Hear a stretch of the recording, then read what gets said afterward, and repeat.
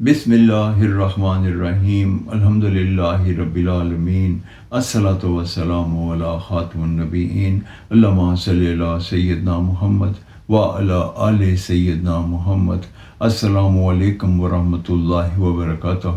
میری آج کی حدیث صحیح بخاری 3179 نمبر۔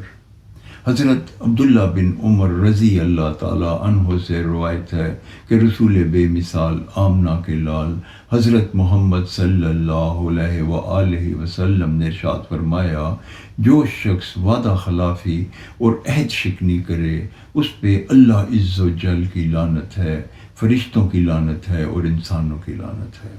اس کے علاوہ نہ اس کا کوئی نفل قبول ہوتا ہے اور نہ ہی فرض۔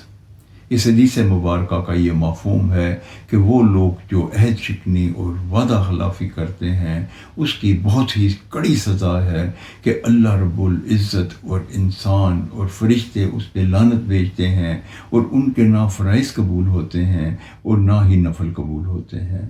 میں اپنے اللہ تعالیٰ سے دعا گو ہوں کہ اللہ تعالیٰ ہم جو بھی وعدہ کریں پورا کریں، جو عہد کریں وہ بھی ہم نبھائیں۔ اللہ تعالیٰ ہمیں یہ توفیق عطا نہ فرمانا کہ ہم کسی کے ساتھ عہد شکنی یا وعدہ خلافی کریں۔